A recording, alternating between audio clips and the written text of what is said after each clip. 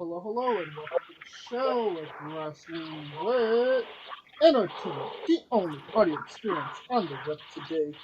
The choice for interviewing all your favorite wrestling every Tuesday and Wednesday on YouTube and Castbox, and previewing and reviewing the latest shows from WWE, AEW, New Japan, and everything in between every Saturday.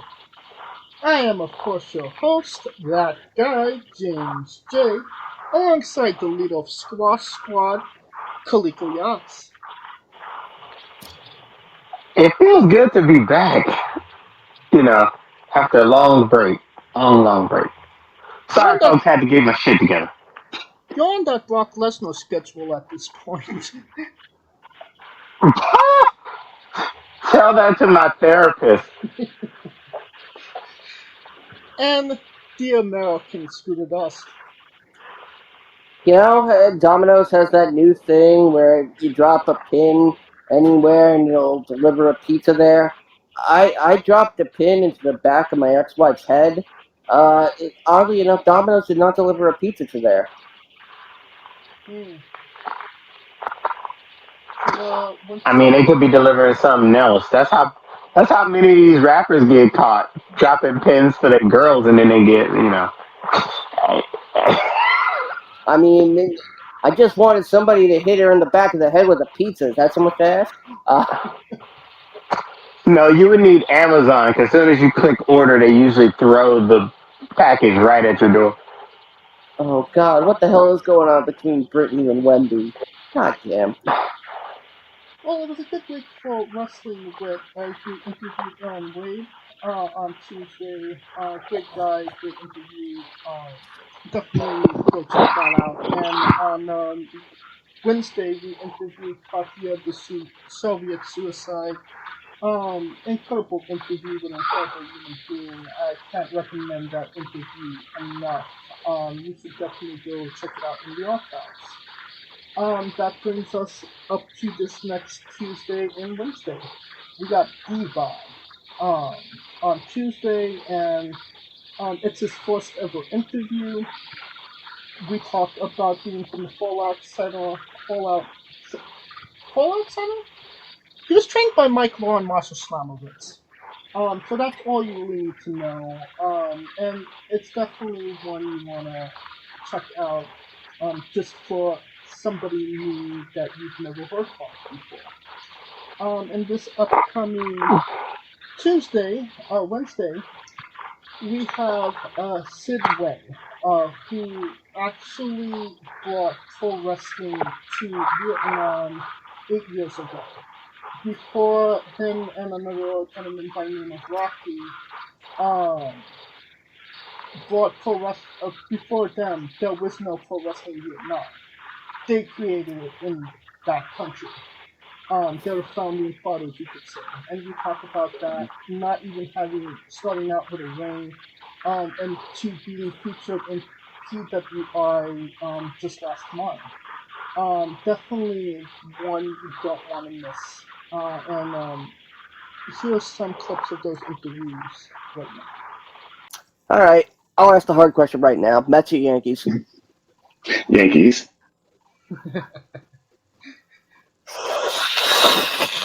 Yep. It's that is a difficult one, but I'm gonna say Yankees real fast because I am in my mother's house right now, and she is a Yankee fan. Okay, Ah, uh, and and if I was to go to my father's house, he is a Mets fan. So I am in between a civil war. yeah, yeah, tell that to my father, who's an eternal Brooklyn Dodgers fan. Oh, Oof.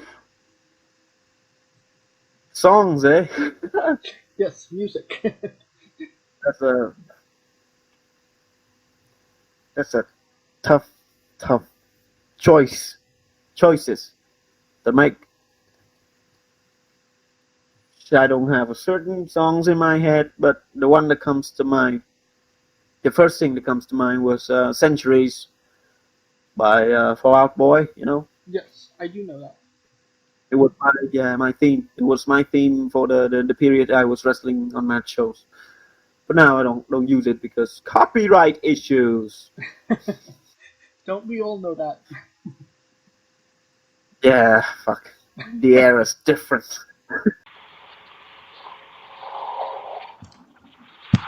Alright, and then on the 19th, we have the nice guy Jacob Drexler on the show.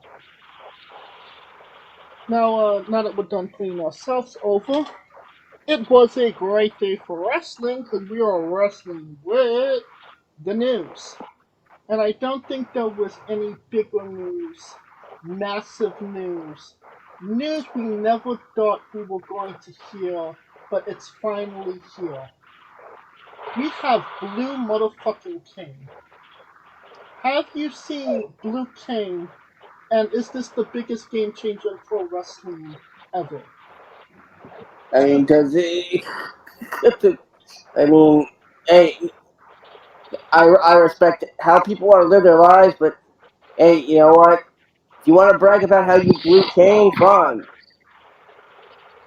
Will you stop it? Not blow Kane. Blue. Blue, like the color. It's in the past tense of blow. Kane already blew. I mean, that's what his politics are. They blow. Blue Kane doesn't Uh, want to be, Yeah. Blue Kane uh, doesn't want to be compared to Red Kane, so let's not talk about Red Kane. so what is he like wintergreen or Like Blue's Clues? Is it like glacial mint? Yeah, Sub essentially, Zero? when, Does he do snow? Does he bring it? Is his pyro snow instead of flames? Yeah. so I you said mean, at Rhea. first I thought you said Liu Kang, like Mortal Kombat 1, which is coming out, but that's dope. But then. So, I mean. I Uh, mean, as long as he comes out with a picket sign that says "My body, my choice." Blue I mean, Kane, is he gonna raise oceans or something like climate Hey, change? yeah, well, you I know mean, he what? makes a That spontaneous. man lost my respect. I mean, when We're you not decided, talking to about Glenn Jacobs, Scooter. We're talking about the well, mysterious new Kane. He's blue, and instead of making things why is fun, he so sad? he Is it spontaneously like makes Blue things Blood? snow, and he comes out to "I'm blue." Like He has a the brother. 1998 Eiffel pop song? 65? Or does he come out to that really awful BB Rexa David Guetta sampling? No, I think he comes out to the I'm blue, da dum dee da dum da. Yeah. The one that they played at Well, Putt Putt golfing games. well, now we need a green cane. And a I mean, pink cane, I mean, and a yellow cane, it, and a black my, cane, and you got the Power Canes, the Power yeah, Rangers. my Mighty Morphin Power Kanger. Yeah. Let's get this shit going. Right. On to another interesting bit of news. Natalya won 6 Guinness World Records at the Money in the I, Bank 18. they don't win. You don't win Guinness records. You you make the records. Earn that. Yeah. I mean, like, yeah, did she does. Okay. Yes. I just won the. You know what? I just won the Guinness World Record for most farts on a podcast. I just won the 2026 Olympic gold medal in the 100-meter dash against Usain Bolt. I Okay, won the 50-yard dash to the bathroom door. we're not buying records here. We're just getting them, getting No, awarded you're them. making a record. You broke a record. You established a record. Well, whatever she did, she got 6 of them. I believe. And pulling up the records here. If I could find Most WrestleMania matches, I know that for sure. I think most matches for a female. yeah. Most most female wins for a female on Raw. Most matches for a female on Raw. Most pay-per-view matches. Um, here you go. Yeah, most I'm kind of WWE surprised matches. they WWE matches for a female. 150. Uh, 100. 1,514. Most WWE wins in a career, female, 663. Most WWE PLE appearances for a female, 75. Most WWE WrestleMania appearances, female, 8. Most Raw matches, 174. And most SmackDown matches, 200. I'm surprised they didn't create a distinction between pay-per-views and PLEs. I was gonna They say, forgot one, like hottest little sister. and Best sibling to do OnlyFans with. that's the photographer for OnlyFans. Yes. Uh, Hottest piece of tail ever to be ignored by Tyson Kidd. Uh, I mean, it's okay enough topic. Um, so if she got all these Guinness World Records, so they could have Guinness World Records for the guys as well. I mean, I believe Undertaker is at like what 40 WrestleMania appearances. Randy Orton has the most wins on Raw. Guys have penises. Girls get this. Well, damn. So there's only a Guinness World Record for women. Probably. Nah. But I mean, in all seriousness, I've always told y'all. I've always been on the stance that Natalia was the right wrestler, and that just solidifies it. Because I mean, to me, her body of work is great, and the only thing it just worsened is that she was too in her prime. It was not taken seriously, and then when it was past her prime, it was finally taken seriously. So she kind of got caught in the middle, and that's where But she still put out some bangers, got a couple of championships. So I mean, hey, it just speaks for itself. But those are two hills I'd die. I'd die on the hill of Mickey James, Natalia, and Emma. I'd die on those hills as like great wrestlers. Well, do you think that they gave her these Guinness World Records for having such a terrible rivalry with Rhea? I mean, she couldn't get her over, so here have these I two mean, tag things. Man, they did Rhea so goddamn dirty it over there. But then again, it really didn't matter because it was just like you knew she wasn't gonna win when the match was booked. So what the hell was she out there for? At least they could have made it worth the while. I mean, it I wasn't mean, even the matter that she was going to win the match, but you didn't think Natalia was going to beat Ronda Rousey last year at Money in the Bank. It didn't stop her from having the absolute banger with Ronda Rousey.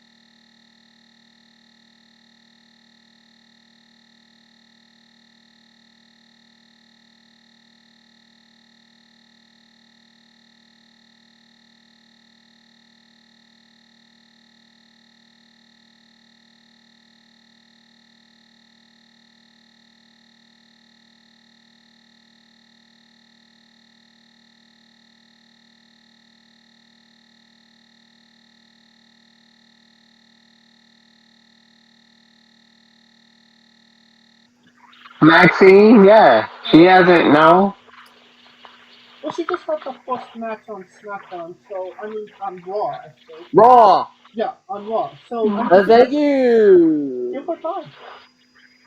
I'm sure she's gonna thank have like you. 15 wins on I Natalya mean, before her career's over. I'd much rather watch her do the shakes than Otis. I think everybody would.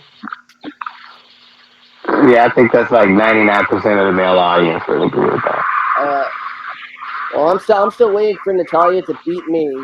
So, Grab your tight scooter. It's gonna be a long one. Give her oh, time, and really. then some. Um, but nonetheless, Natalya, congratulations on your 6 Guinness World Records. I'm sure they'll be broken sooner rather than later. And oh, we must remember. I don't think the Raw one's gonna be broken or the SmackDown.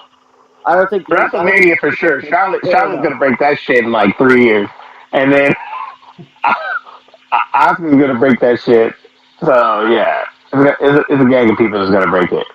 See, The WrestleMania one, but do you think anybody was actually paying attention to those records I mean, it wasn't even except the close. Natalia? wins, I would think the wins are shocking. I will say. The wins are fucking shocking I mean, considering I when you never think actually about it. seen her win on any of those shows, yeah, I believe it. But if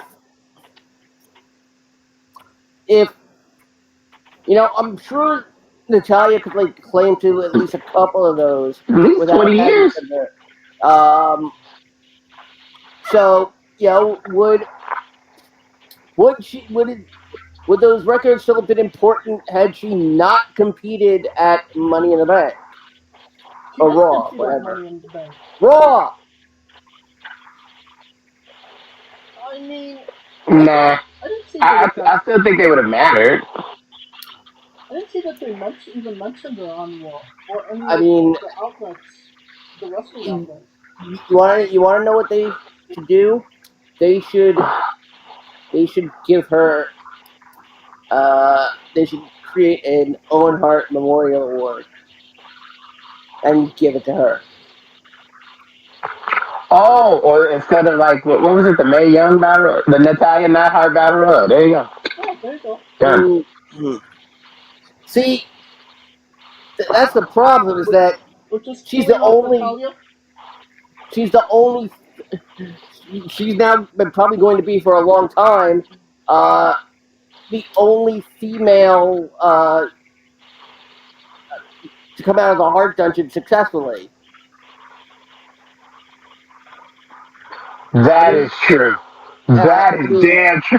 She's literally I, the last graduate. like you can't call it the Stu Hart Memorial Battle Royal. The dungeon, the Natalya Neidhart I know. dungeon. I was thinking the dungeon battle royal, but then that also has a negative. Uh, and so you know what? Call it the Queen of Hearts. Ooh, Queen of Hearts. Fine. Why not? Why not? If AEW can do all this casino shit, which by the way, a little later, there's been another blow struck in terms of claiming territory. The one of the most infamous, uh, most populous locations for AEW is being claimed by the WWE once again.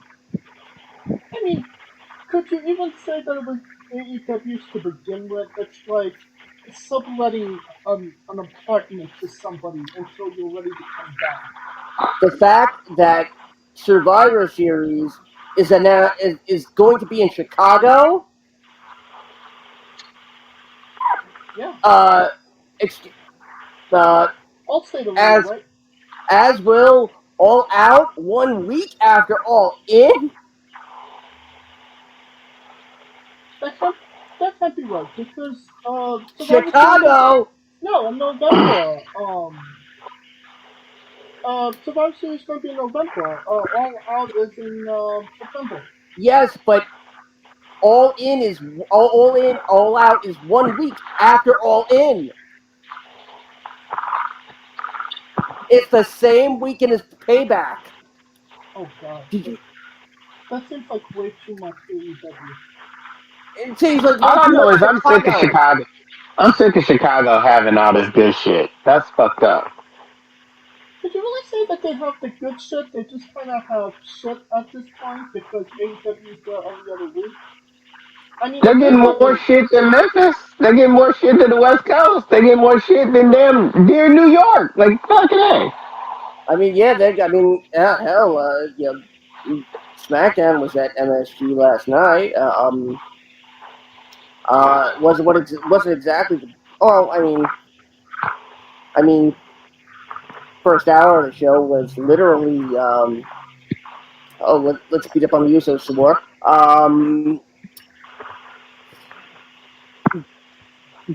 Yeah, but the fact that with all this time in Chicago for AEW, and with the fact that you got a mystery participants for blood and guts between the Elite and the BCC. we're getting ahead of ourselves a little bit, yeah. Um, it's funny because the main event we all thought was gonna be the one they're gonna do for for All In is apparently people are apparently disagreeing with it. Are you saying CM Punk versus Omega? Yeah, I mean, put it this way. I put it, you know, I was browsing through, the squared circle sub, and I put the suggestion that, it would probably make a bit more sense if the BCC mystery partner turned out to be Punk. Ooh. If they're gonna start building to Punk and Omega now. And the response I got was, yeah, I wouldn't hold my breath on that main event. And it got so downvoted. I'm Welcome to Square Circle, man. That's all they like, do is am I that. like, are we too smart or are they too stupid to see that that's the obvious main event? I But mean, either way, let's go back to Survivor so Series back okay, in Chicago. we'll go back to Chicago. Let's say that could this potentially hurt sales of All In? I mean All Out. Oh If no, no, because All Out is literally September 3rd. but I mean if you're just in the economy we are today, living paycheck to paycheck, are you gonna save up? And you can only save up to go to one of these shows. Are you going to Survivor Series or are you going to AEW, which you probably was at in the like 5 times in the year? But see, that's the difference where WWE is playing chess because it's a big four and they know people are going to travel for the big four, regardless of where the fuck it is. Man, this is this is definitely a strategy because AEW is so confident in their numbers that they're doing something so odd like this and putting All Out in a 1 week after you. And to add insult to injury, sorry, Scooter, Chicago had to bid for this shit. So let's put that out the way now. It ain't like they just pulled a rabbit out the hat. It Mm, was like, oh yeah, Chicago. No, Chicago was like, give me that shit. mm, No, I at least not. Well, not for. I mean, they didn't fit for AEW. That's for damn sure. Yeah, I'm talking about for Survivor Series. Because But think about it, the Royal Rumble gets bidded, SummerSlam gets bidded, Mania gets bidded, so Survivor Series has to get bidded. Well, Not maybe not to an extravagant sense, but enough to where you have to put your name in the hat. Because the rumor was Philadelphia. uh, well, I mean, given that Philly is going to be WrestleMania 40 already, Right. and the WWE doesn't like to do two pay-per-views within a 365-day period, regardless of you know. right. So, but it's the fact that All In is supposed to be the biggest AEW event ever, and it's yeah, and fans are apparently spending huge chunks of money putting All Out 1 week after it, especially for the pay per view market. That's gonna be a low buy without a doubt I mean, think of it because this way: yeah, WWE PLEs, it's $9.99 for all of them a month. You get all those, all their previews, their PLEs, whatever you want to call them, for $10, $5 if you want ads. AEW previews are $50 and plus. So and I mean it's okay because they're spaced out like to 3 to 4 months of separate from each other. But you're talking about like having WrestleMania and then WrestleMania a week from each other for fifty but dollars and that each. yep that's kind of my point because presumably it's Punk and Omega in Wembley. What the fuck does Chicago get now? That's like saying, oh yeah, we know. Oh, it's like oh, we're gonna make it up to you. Here's All Out. A week after you just spent this money to. Okay, great. But, but I also look at it like AEW has a set base, right? So the base is going to show regardless. But It's AEW whether made the of people money, who are above that base that is going to show, right? right? I And mean, that's the biggest issue. Can you sell it to the casuals who will probably spend about 2-3 grand on a weekend in Chicago I mean on Survivor Series? the thing is, like you said, the base fans are going to want to do both. My question is No, I'm talking about base the AEW. The base AEW is yeah, gonna want to. the AEW base, but are those people made of money? Because it would be fucking expensive, even if you're just getting it on pay-per-view, let alone go to both shows. Oh shit.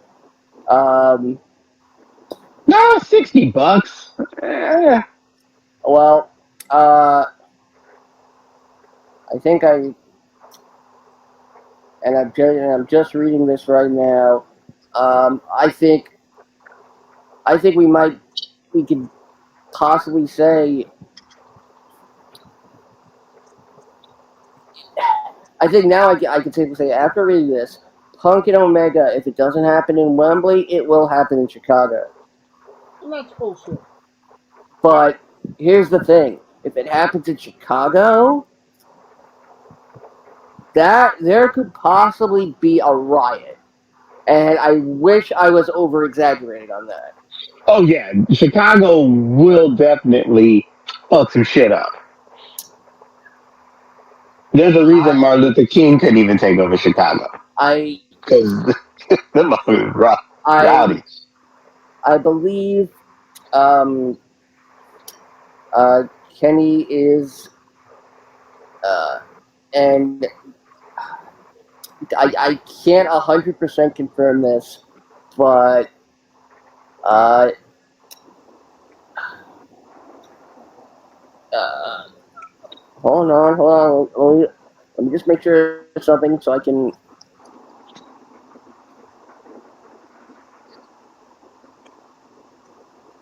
Well, while he's looking Yep, for that, yep. Nope, I got it. It. Uh, yep. Kenny is getting them. They're gonna bring in Ibushi. But that was there was, I heard that it was going to be for blood and guts, but we'll get to that in Yep, for blood and guts. yeah, Yep. for a second. The last time anybody really did a paid preview after a paid preview was for SummerSlam SummerSlam, and then payback. the next week was Payback. Yep. Uh, Taking away, obviously the financial part of things. What would you say that SummerSlam Payback two paid previews in a week thing worked? Just the But dynamic, or was it there's a positive or negative? there's a third factor here, and that's the fact that payback is also that Saturday, Oh God! September 2nd in Pittsburgh.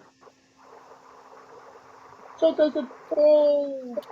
Okay, so it's payback, Labor Day weekend, before payback. Labor Day weekend, pay per wrestling the whole weekend. sounds like heaven to me. So it's payback on Saturday, all in on on Sunday. Sunday, and then And next Sunday is all out. no. Uh, uh, All In is the end of August. All In is at the end of August. I'm so confused now. Payback and All Out are in the same weekend, September 2nd and 3rd. Okay, so all out is the week before. No, no, All Out is after Wembley. Yeah, yeah, Okay, yeah. All out's at the Wembley. So the Wembley show, all out. Wait, wait a minute, hold on. All right, they screwed some things up when they gave all the dates out. Hold on. Yes, All Out 2023, September 3rd, 2023. And the Wembley show is in. It should be the previous Saturday, the 29th. No, the 27th. So the 27th, and then a week after. Yeah. Jeez. So that's back to back AEW pay per views. yeah. Yep. More so than and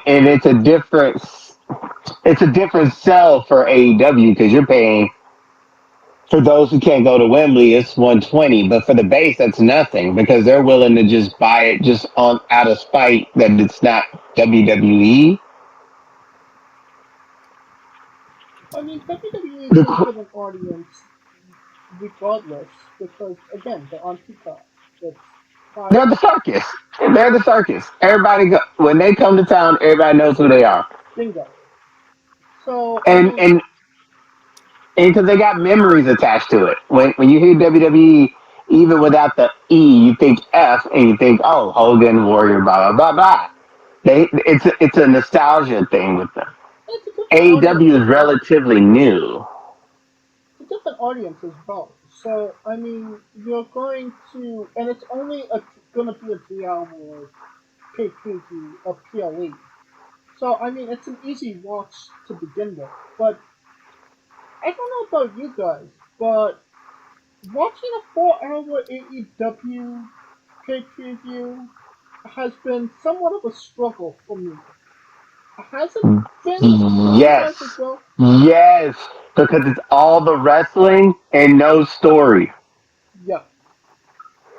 That is why, and I'm gonna tell you right now, I'm yeah, I may be in the minority in this, but every PLE since the last year has not missed.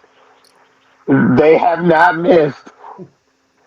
So, okay, I'm gonna do a little bit of math here. Let's say let's say that all all in, because it's a massive show. That's gonna be 5 hours. No, Oh, yeah, I'll give absolutely. it four. Which I give it which four. means which means if it and knowing AEW, knowing Tony Khan's penchant for one-upsmanship, I would not be surprised if Tony actually tries to do it in real time, but in the U.S. real time. it's probably gonna be on in real time. Which would no meaning 8 p.m. Uh, uh, 8 p.m. here, which means 1 a.m. there. Ooh, but we'll talk. That's a completely different subject. But what I'm gonna That is say, no fucking way that's gonna happen. let's say all in is 5 hours. Okay, then you go to Wednesday. That's another 2 hours, which is 7 hours. Rampage. That's Oh eight, shit, Collision 2. God damn nine, it. and then Um, Collision is 10 hours, and then go back to Chicago for all out. Yeah, all out. You're looking at upwards of 15 hours of pro wrestling, not counting WWE, in a week. oh Just god. AEW And content alone. we're also, yeah, and I think, I think there's, I think there's gonna be, I think there's supposed to be an NXT event Oh, fuck them. that's Sunday afternoon. Nobody's fucking watching NXT, and you know that. How's that I don't for? know. I've I been don't know. NXT's been catching a little fire. I mean, I've been getting in good with Andre Chase that I'm up for a Yes, faculty spot at Creighton yes, University. yes. I'm trying to get a basketball scholarship to Um, chase you. yeah, I mean, yeah, Andre Chase is the most recent superstar to take to Twitch, Oh, and and even though Drew Gulak loves me and Megan Morant loves me, yeah, I'm like, I'm a licensed NYC teacher, time I give my services to Chase U. I know.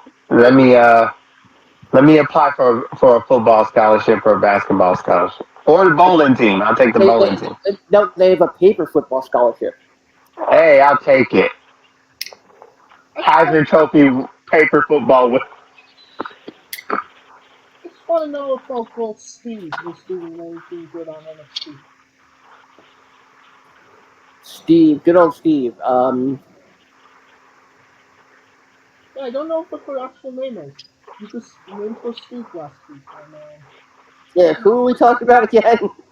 I don't know. You said you don't know how to pronounce her name, and that we're just gonna Um, call her Steve. oh God, now I don't remember who we're talking about. Well, now her name God, this like officially. it's like I get a new piece of information and now I don't know math. Well, the only bit of that we do know is what will TG do for a pair of Well, shoes. yeah. Let's take your teacher's scout license from Chase U then. Let's do that. Alright, Don't worry, they have a quad where I can sell crack continuing with the AEW news, and crack. like you said before, Blood and Guts is July 17th, and Brian Danielson will not be on Yeah, Raw. that 19th.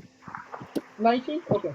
Yep, Well, whatever. two Wednesdays. Yeah. Um, Bryan Danielson is injured, will not be a part of that match, and Eddie Kingston is apparently just a part of New Japan now and has left the company. So good on him for that. Um, by the Way way, to go, Chubby.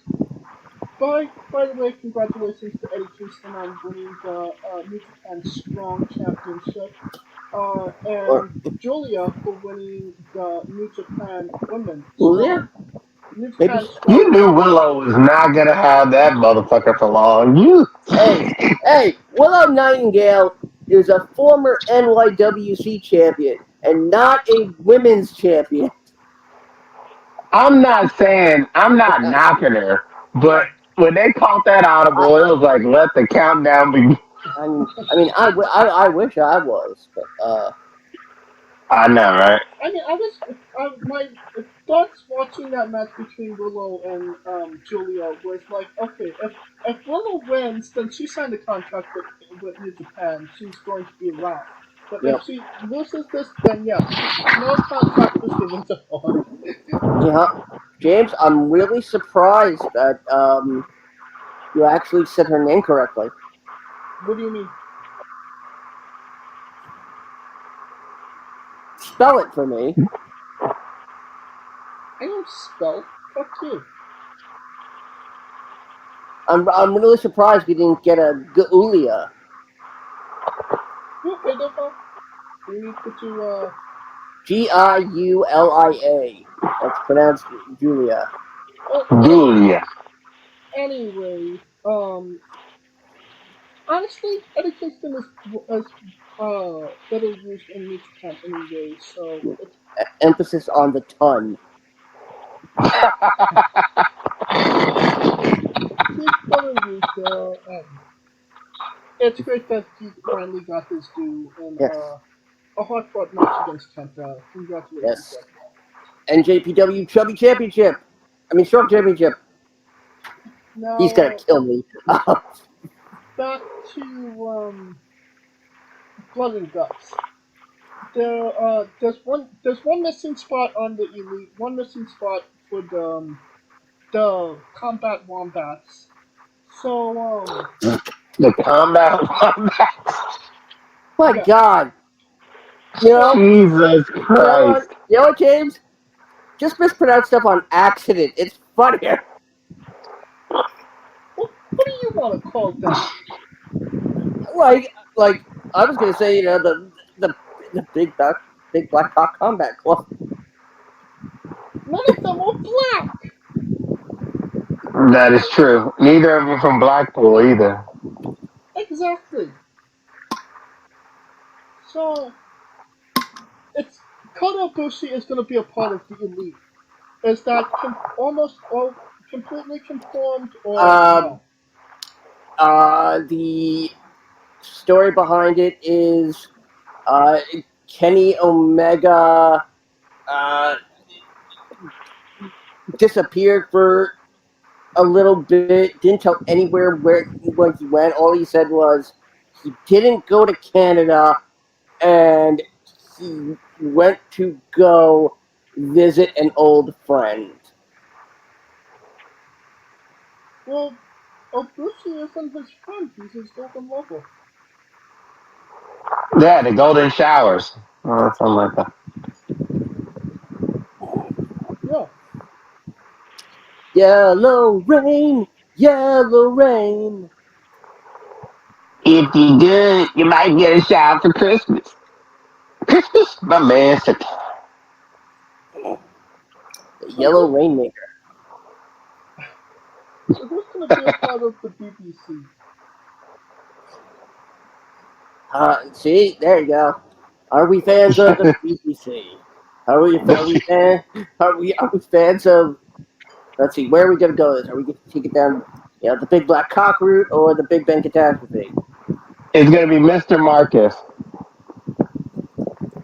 Who the fuck is Mr. Marcus? Oh my God! Oh God! I feel like I'm taking it way fucking back. Jesus! Mr. Mr. Marcus was somebody I used to watch on the fucking Spice Channel.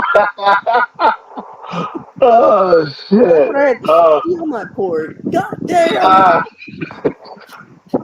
Uh, uh, oh shit. Okay, on back on track. It has to be Punk, no? Yeah. But then again, would Punk want to work with them? And that's the question, because he's been calling them fucking pussies and sensitive what. Here's the thing though. It'll be at the request of Brian. Brian will say, I trust Punk. Take him into Blood and Guts. The only condition is he has to watch Rocky 3.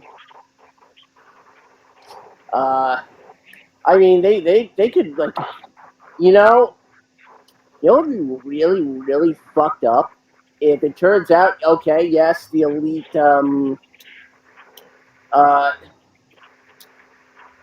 the elite get a Ibushi, but then it turns out no, the BCC they get Punk, and the elite gets Ace Steel, or the elite gets Colt Cabana. Oh, that'd be interesting. Now, oh my God, what match could you get? What match could you put at All Out if you're doing Punk and Omega at All In? You do Punk and Cabana.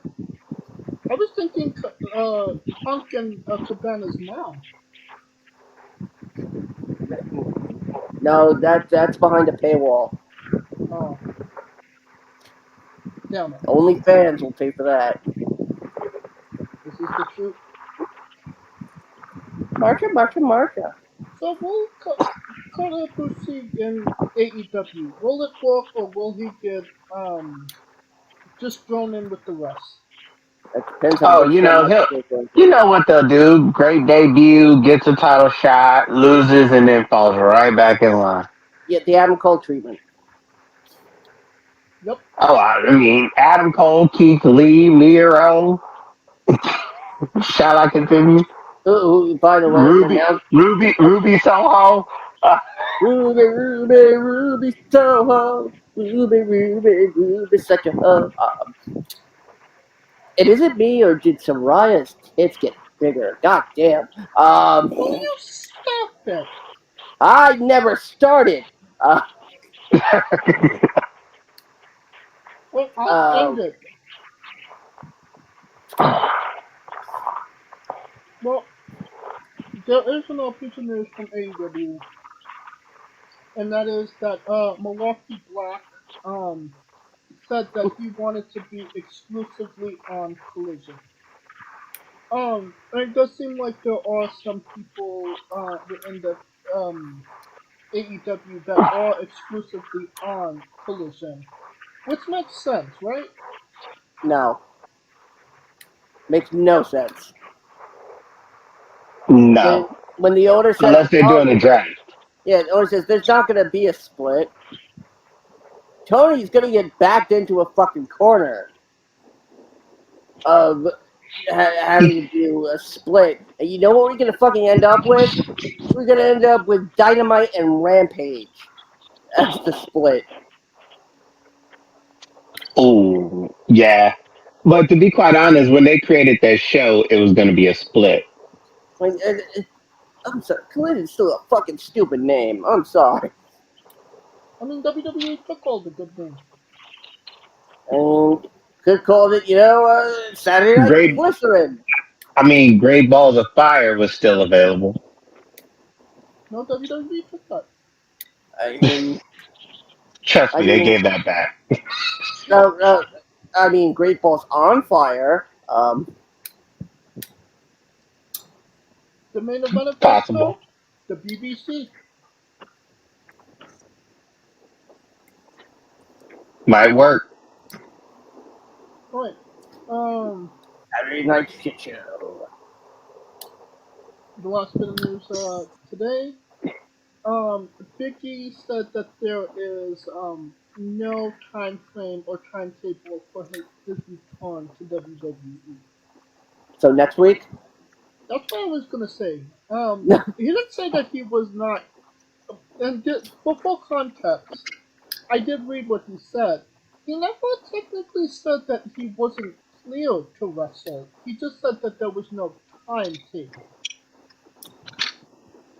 So, I Meaning there's no story to bring them back or some shit, maybe? uh, I mean, do you want to, if you bring back Big E, do you want to just throw him back with the New Day and do the same old stuff that he was doing with them? I uh, mean, they move merch, so it really doesn't matter. you really want them to bring back Vicky Guerrero? What do you mean? Excuse me! I mean, Oh, Big E! Big E. Ah, yes, Vicky Guerrero. With a face with the face of a dump truck and the body of that dump. Bum, bum, bum. I see you, Chris. So could Big E have a career resurgence since leaving? Could he come back and maybe get back into that title picture that he was literally disregarded for after he lost it? Um, which title? Because you can make WWE the argument. What? WWE title. Which WWE title? The Seth or the Roman? Yes, because WWE is now included in both title names, James. Fuck. Um, I The W the WWE U2 title or the The WWE. Internet Champion. I mean the main title picture. Whether let's not say Roman, let's say Seth. Let's say he. Oh no, no, no, no, no. No, The, no, no, the no, Seth, no. Seth the Road Collision is Cody. It's starting. Yes. Yeah, it's They're on a collision course for Mania 40. Like I told you, the story, the Cody Roman thing was the best thing to not happen because now he could focus on what it really was about, which was Seth. But he but conquered Seth. And it wasn't for that title that he came back. He came back for the WWE Championship, which is held But by so. Rogue Energy, the only gaming drink company in the world with 4 unique product lines to suit your task at hand, whether it be juices, shakes, smoothies, and everything else in between. Their low calorie, no sugar energy formula is the perfect alternative to sugar filled canned energy drinks and sodas. Their extreme formula provides the most energy, focus, and sports performance possible. Their hydration line offers focus, ingredients without the added caffeine. Drink it anytime you're thirsty. And their shake formula is so delicious. Who doesn't love a cookies and cream, 0 calorie energy milkshake? First and foremost, they've designed every Rogue product line with performance and effectiveness in mind. It is critical that you look at the nutrition panels of drinks when comparing options. There are countless off brands out there that are presenting low quality, poorly dosed formulas that amount to expensive caffeine water. Every formula they produce is designed with optimal levels of high quality ingredients. Additionally, you won't find a powdered gaming drink brand that dissolves better. No need to have chalky textures in your drink. Their taste profiles are unmatched, specifically designed for gamers, athletes, students, entrepreneurs, people with hectic schedules, individuals with low energy, podcasters who can't shut up, people who are health conscious, and so much more. Great as both a pre workout and as a coffee energy drink replacement. Specifically designed every Rogue product line to be the best gaming drink on the planet. Rogue energy, more focus, more win. Use promo code WrestlingWithE for 10% off your next purchase. And we are wrestling with WWE Money in the Bank 2023 review took place last week in London, England, at the Water Arena. Um, um, yeah, it was just what you expected it to be. WWE in the UK, it was loud, it was rowdy. Um, but be honest, the last like 3, 4 PLEs have been the most loud and ruckus and excited crowds in all of pro wrestling at this point. Kaliko, the show as a whole, what was your thoughts? Well, they say crowd makes shows, and London showed this. Honestly, can we just like put this to bed? America is spoiled as shit because they get Oh a yeah. couple pay-per-views that we think are throwaways, and they're like fucking grateful. They are showing their ass off, and it to me it kind of puts us to shame. We got to step our game up for damn show, because Jesus, those crowds are just bananas. And whatever you can say about the show, the crowd is like what makes it, and they have been making it ever since fucking. I think maybe other than the Saudi Arabia, because it's kind of the whole thing over there. But even then, they were kind of in it. But Oh, they've everywhere been else, it's really just big been in Good it. nuts. because of Sammy. Oh yeah, when Sammy popped, it was nuts. So you know what I'm saying. So to me, I could see them doing these pay-per-views overseas, except for the big four, because they know people are willing to travel for it. But as far as the show is concerned, that show they they don't miss. They haven't been missing. They have yet to miss. You might not. They don't miss, but there's usually one result I would have changed. That's usually always the case with these now. Well, your thoughts on the show as a whole, Scooter? What type of poll is it? I thought it was great. I'm glad I'm glad the the men's Monkey the Bang match lasted the perfect amount of time for me to close my eyes, and the next time I open them, oh, set, here comes the next match. I took a nap for that entire match, bell to bell. Or maybe I just didn't wake up until then either. Alright, well let's It was oh, continue. it was a good show that became great because of the crowd. My I never thought I would get to hear the crowd sing for Bailey ever again. And they still did it, even though she was a heel. They left out Bailey. Alright, And there were a number of other new ones that they broke out. And of course, with all the botches that went viral. well let's get into it. We got the first match out, the Money in the Bank ladder match, the men's edition. Damian Priest defeated Butch, Raw Knight, Logan Paul, Rick Lachey, Santos Escobar, and Shinsuke Nakamura in 25 minutes and 25 seconds. Uh, You should have Rick been here. Ricochet. you, Rick.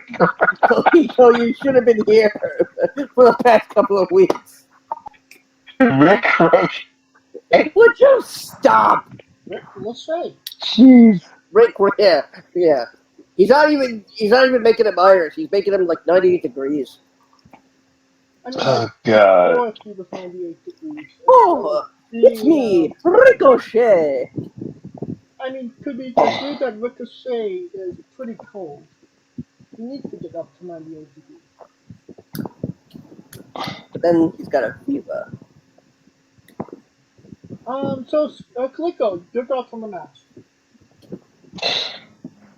Oh, Damien won. It kind of took the air out of it because that was literally LA Knights not to lose. But what LA Knight said after the match was telling that he don't need the briefcase to be over. He is over, and he's right. Yeah. Yeah. Yeah, and that's just a fact of life. Yeah. It's funny. I kept saying that on the God on when they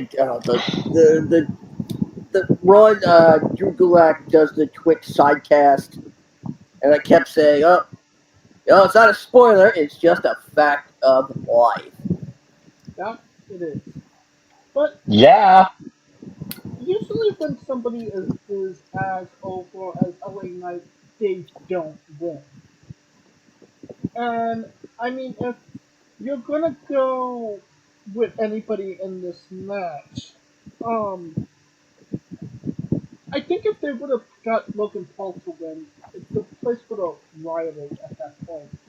So I mean, at least Damian Priest, he's what's the word? Credited. He's been in there for quite some time. You could see that he's on the rise and that he's going to be a champion sooner rather than later. And obviously sooner because he has the money in the bank now.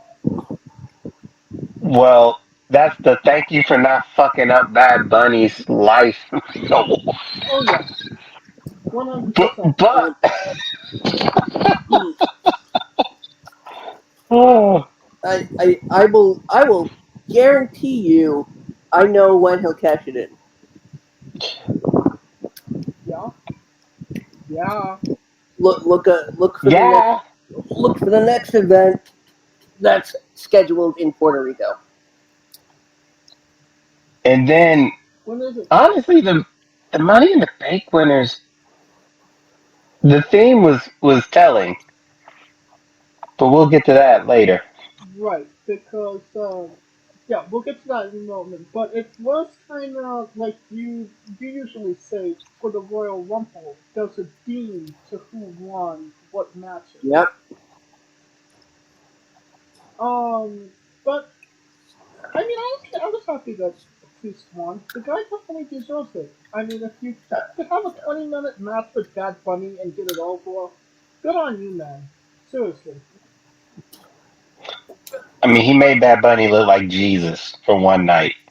Granted, the crowd had a lot to do with that, but he made him look like Jesus. Yeah, I'd like to see them do the other one in God, what's one of the most racist towns in America?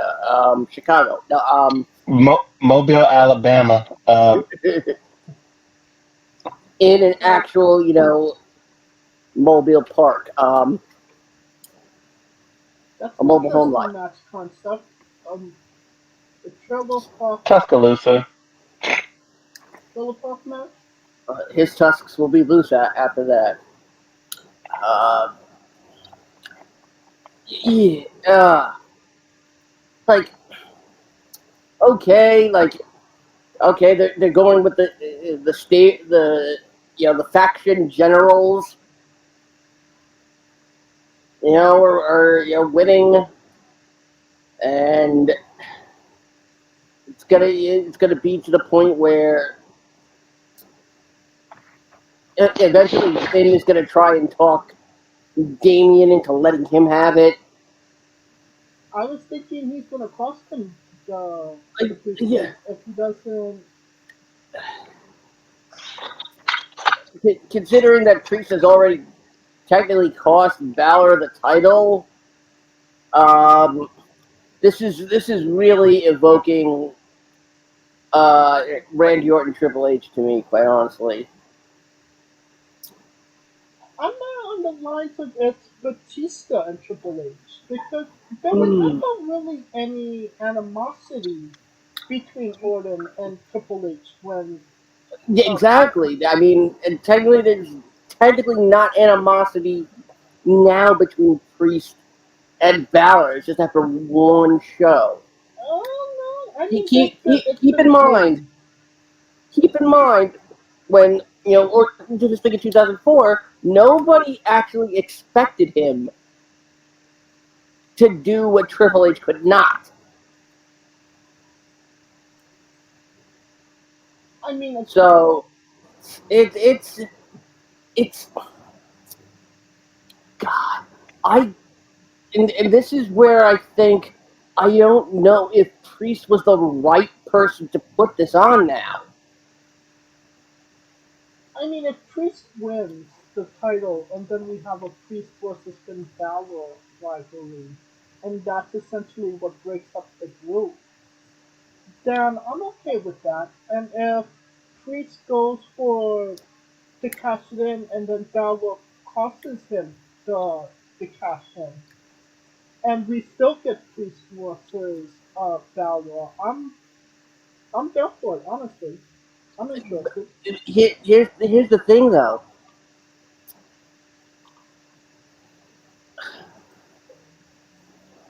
A a failed cash in is really detrimental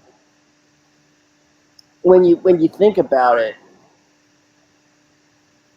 And the fact that Priest is representative of a very large community means It's boomer there, bust. yeah, yeah, like there will be wrestling fans that will absolutely hate the fact that he won, and then there will be the entire Hispanic community that will be pissed if he doesn't. Well, I'm assuming that they're working on turning him face, and But again, it's the matter of cat cashing in on Seth. you're sure. Okay, Cashing in on Cody. I You're sure. mean, I think I really think the idea here is trying to have Priest do what Rollins did, but better, if possible. And the only way I could see that is if the the if it happens at WrestleMania and the title match ends prior to the cash in. Um, There's a lot to develop between now and when he actually cashes it in. It just needs to be more of a focus. And let's not forget that they've now added we're gonna save our asses rule, uh, where if for some stupid fucking reason you want to use this to lower yourself and go for a mid card title, yeah. you could do the Austin Theory clause. Yep. I think either way, whether he makes it to win the title or he doesn't, he's going to be. It's going to propel him into a new category of superstar. Either way, unless they fuck it up, which is wouldn't be out of the question. That being said, how many stars do you give this one, Kaliko? Uh, the crowd gives it a bonus. So every match, I'm gonna say the crowd gets a point bonus. So it would be a three regularly, but because of the crowd, it's a four. Spittle, I'll give it 4. I'll give it 3.5. Just to say, yeah, the crowd made it what it was, but it wasn't a super memorable Money in the Bank match. And Logan Paul and Ricochet like really fucked up that spot. So I had to deduct points for that. But Okay, Russian judge. next match, Liv Morgan, Raquel Gonzalez defeated Ronda Rousey and Shayna Baszler to capture the tag team, the women's tag team championships in 9 minutes flat. Honestly, not a bad match, and it didn't go too long, not longer than it needed to be, and at the end of the day, it definitely caught me off guard when Facebook attacked Shane. When Facebook attacked Ronda Rousey. So definitely kudos to them on that. Kaliko, your thoughts on the match? I mean, it was a okay match. I just didn't get why they did the swerve like that. Because it was just it was literally out the blue. Because Ronda And I is get and I get why they did it, but they should Ronda's have been as WWE. They should have saw if they saw this shit coming. They should have did a better job of preparing that. Ronda's on Mars. That's why. yeah. But I was going to say the same thing. Ronda is leaving sooner rather than later. So she wanted um on her way out to put Sheena over. That's what they said anyway. It's only funny that she wants to come back to the UFC after that dyke bitch that knocked her out retired. But that's a whole nother topic. Katie Holmes. Was it Katie Holmes?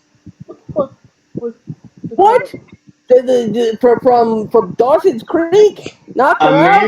Amanda The Nunes. Not Nunez. Nunez. No, the one with Holly Holm was the first. Holly Holm was the first one to knock Holly her out. Holly Holm. Holmes. There you go. Holly Holm. But Or, or is Amanda it Nunez? Nunes was the one that knocked her out for good. Let's put it that way. Okay. I'm pretty sure. Okay. I'm pretty sure there's Maisha Tate knockout in there somewhere too. Oh nah. She whooped Misha's ass. In fact, Misha wouldn't tap when Orlando had the arm bar because she said, "I would rather you break my arm than to tap to you." And Ronda broke the arm. That's how petty that was. But that's a whole like yeah, I could go back and forth with MMA. But yes, it's interesting that they need a female star after Nunes has recently retired from the UFC and she vacated both belts. So they're kinda in need of a female star. Hmm. And the rumor was Rousey was coming back. Scooter, your thoughts on the match? Uh, Again, Shayna turning on Ronda was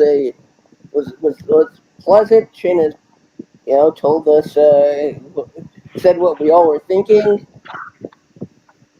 Yeah, I mean, She essentially turned face by turning on Ronda Rousey. No. and I mean, with a face like Shayna Baszler's, man, oof.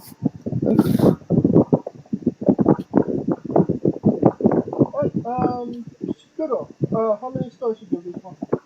Um, I'm gonna give it 3 for that unexpected ending. Felico? Three because of the crowd and the unexpected turn. I'm, uh, I'm, agreeing with you guys, 3 stars.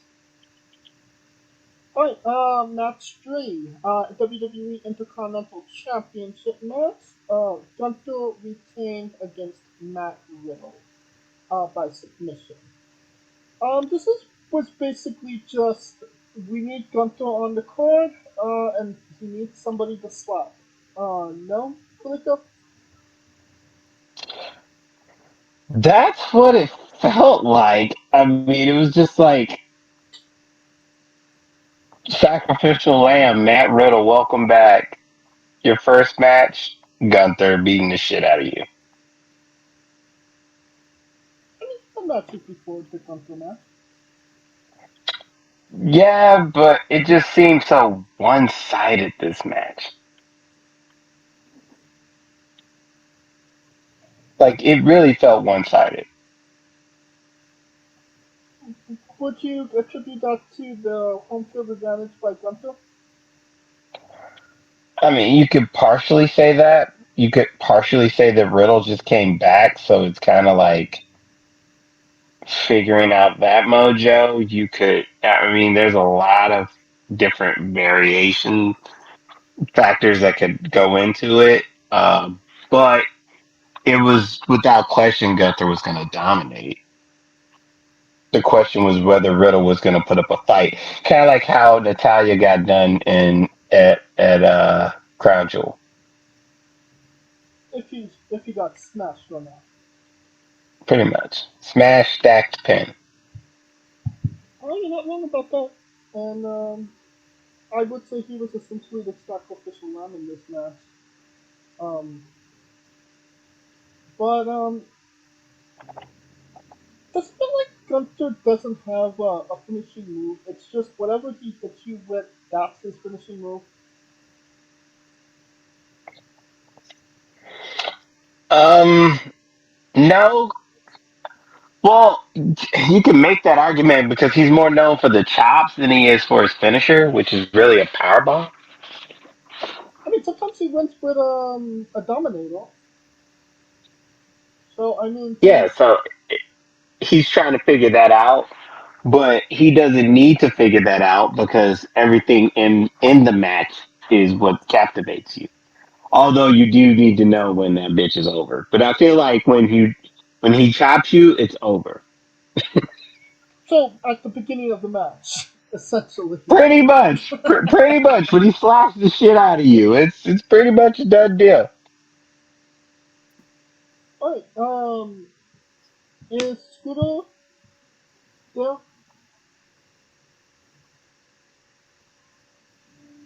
Yep, we lost Scooter for He just a went up second. to yonder because that's how strong fucking Gunther slaps is. Yes, Gunther Like someone slaps slaps and it and another person goes up to yonder. how many stars do you give this one?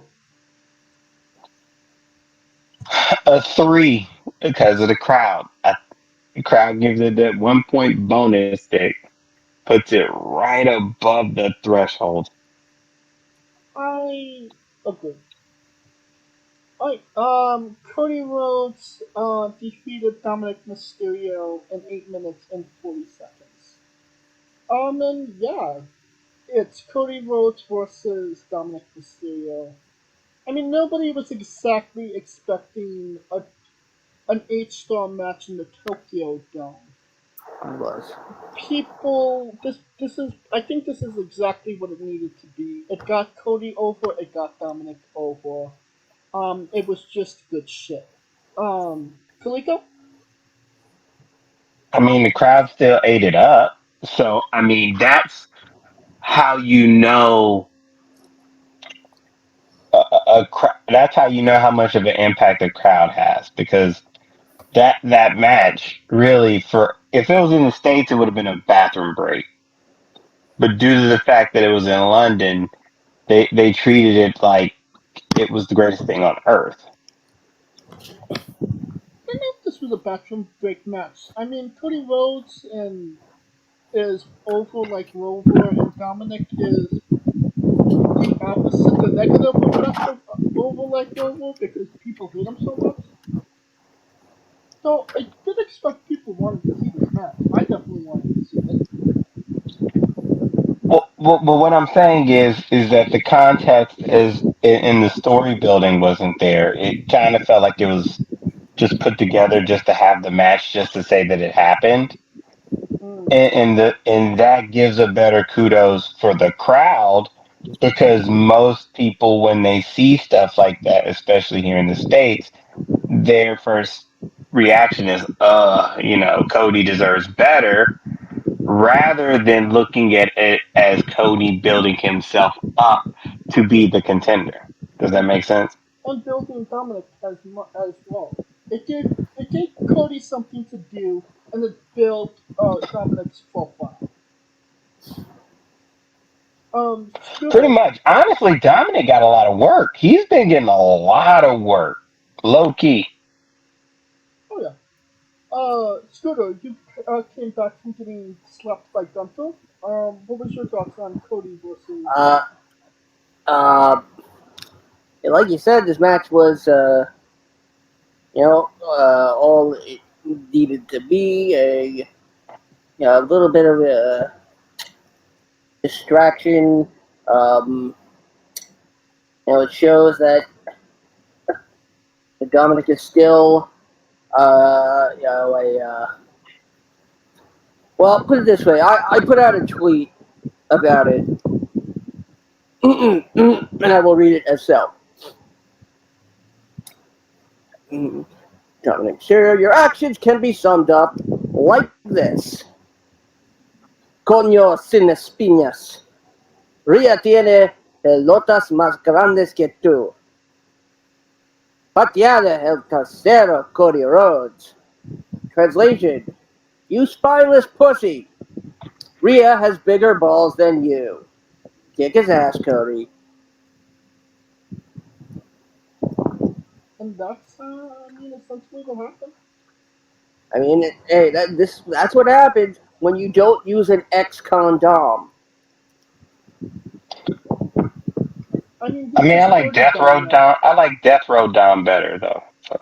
No, He's dirty look, Dom. I don't like dirty Dom. It sounds like he doesn't wash his ass. no, Rhea does that for him. Oh, You sure about that? Because I'm Mommy, pretty sure he drops the soap and mommy, come and wipe me. All right, Dom Dom, I'm coming. I could definitely see that happening. Oh, Dom Dom, I don't remember eating any corn. Kaliko, how many stars do you give this match?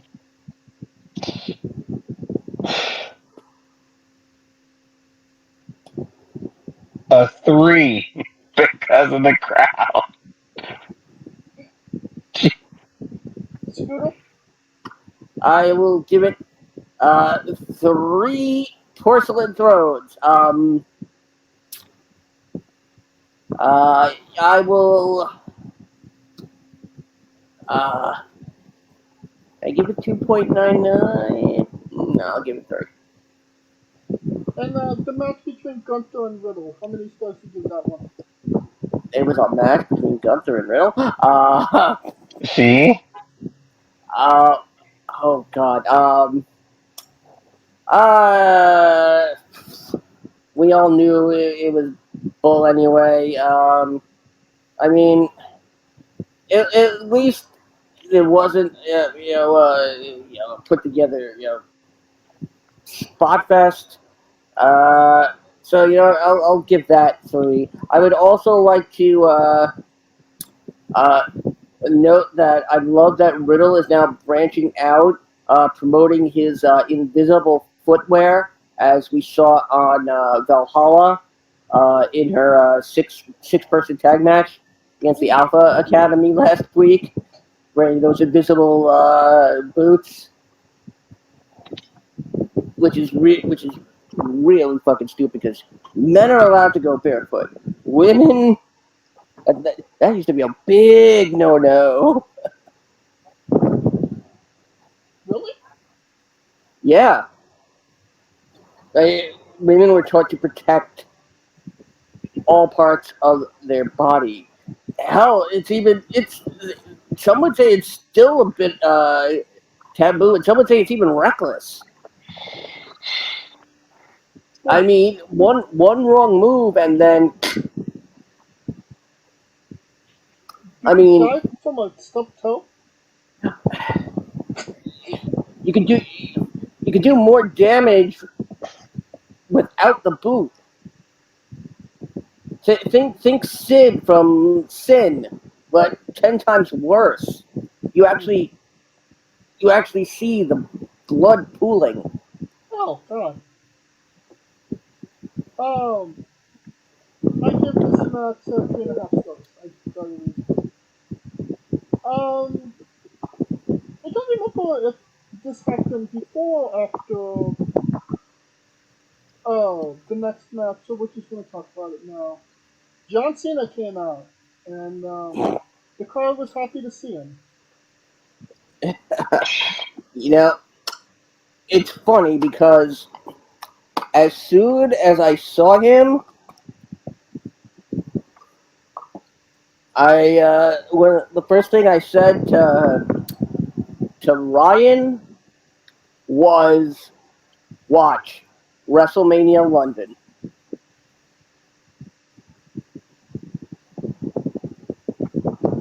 Well, I mean, it's a possibility. Nothing's out of the question nowadays. But do you see, casual WWE fans going overseas for WrestleMania? I mean, when it was in Canada, you only have one border to deal with, and but I mean, UK that's definitely a longer journey in my opinion. I think they could sell it because the world is smaller now, and people. You know what? I've had friends who flew over to all three of them motherfuckers, so that is not out the question. Hmm. So the question is possible. It's probably about as close as possible as it's ever been. I mean, the the question is this the WWE saying, "Fuck you, Tony. We're not letting you get away with this shit." I mean, it's a good possibility. Sounds like the likely possibility. How would you rate the segment? Because it just felt like it went on like for fucking ever. It, It's the usual WWE WrestleMania announcement. You've been to one in LA, James. It's the usual shit. I mean, the but I it wasn't a mean, big preview. It was just but a watch M- the party. But I mean, it's to get them to even consider it. See, that's the point. the question is, why Grayson Waller? because he was available. And I mean, we're not fucking getting WrestleMania in Australia. Nobody in the U.S. is getting up at 4 a.m. to watch it. I mean, it's not out of the realm of possibilities. And people get up for the New World Cup. Japan, the G1, and all and WrestleMania. More people get up for the World Cup when it's at 5 a.m. in the morning. What the fuck is the World Cup?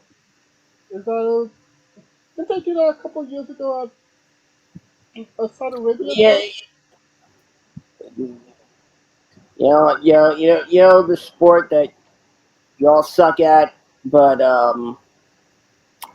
the women are really great at. No, not birthing babies. Um, Come on, I mean pickleball.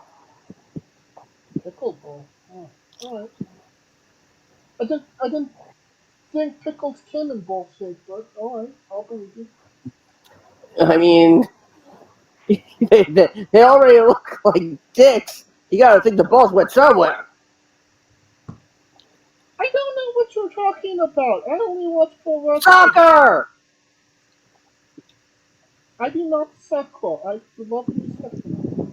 Well, I mean, you better get consent. I don't soccer. Oh, I've never touched her. Kaliko, how many stars do you give John Cena's rant? Well, my kid was excited as shit when that happened, so a three, because that crowd was hot as shit for Cena. Scooter. I will give it three and a half, only because it allowed me to go take a dump in peace. Um, sure, 3. Alright, that brings us to the Women's Money in the Bank ladder match. Io Sky defeated Bailey. Eo. Now he knows. Oh, He knows. Io Sky. And on that Yes, bundle was a his, Dakota Kai. that's his Io gimmick Sky. now. She beat Bailey, Becky Lynch, Trish Stratus, Zelina Vega, and Zoe Starks in 18 minutes and 5 seconds. Um, Not the most memorable match like the men's, but the ending was super memorable. Just having Becky Lynch and Billy handcuffed together and having to watch Io celebrate her win. Kaliko, your thoughts on the match? That was probably a brilliant use of. Honestly, this was a better match, Money in the Bank match than the men's from a storytelling perspective. Because everybody in that match had a reason to go after one another, You're not wrong. and and and that was, I think, the best remedy for the women's Money in the Bank, because for some odd reason they used to go with this hodgepodge, and then they would just pray that it would work, and then it don't work. But in this instance, they actually put thought into who was going to be in the match, and it actually worked out. The ending was great.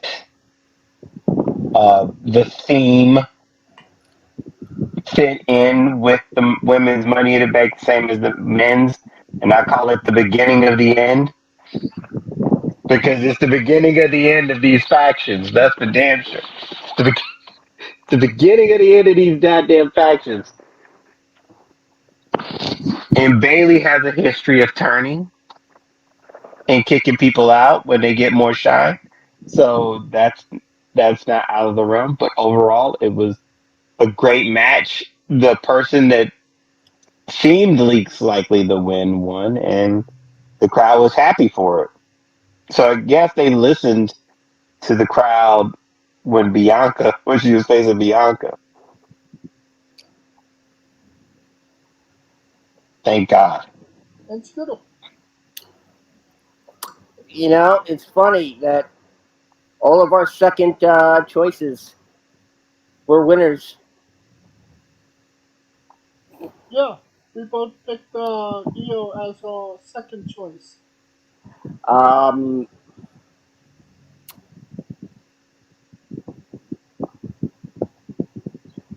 yeah, we knew Trish wasn't gonna win it. We knew Becky didn't need it.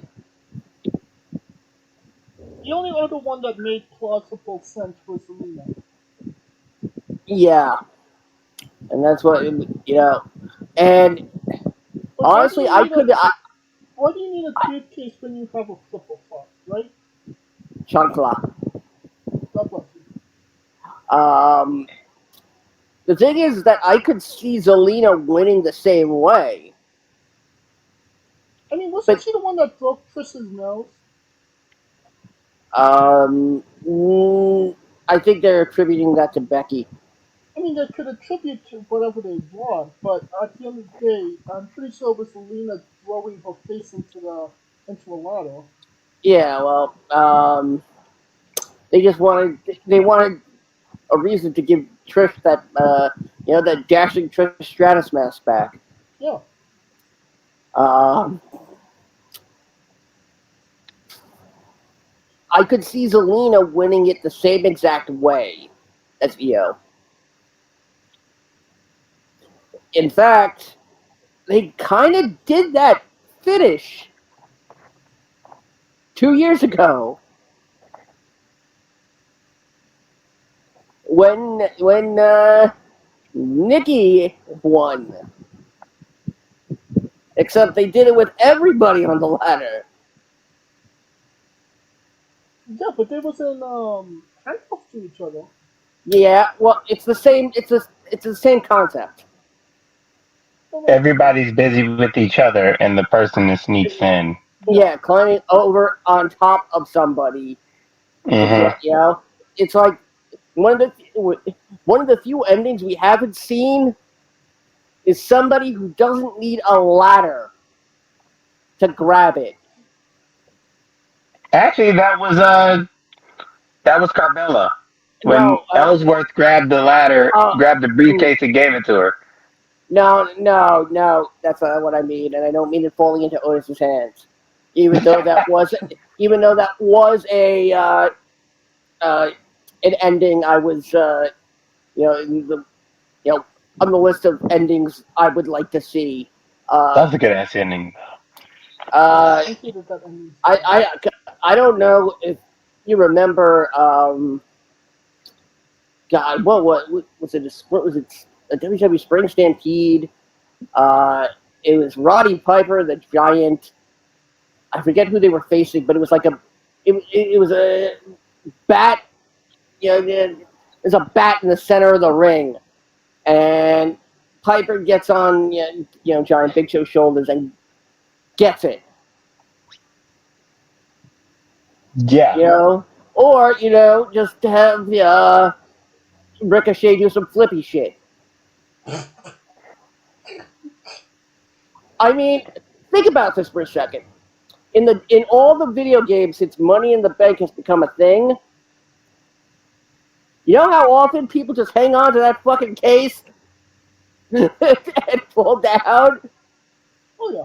The Kind of. Wile E. Coyote camera. Yeah. I mean, it's like, why can't somebody, do a drive-by grabbing? Like, pew! I mean, I Match think over.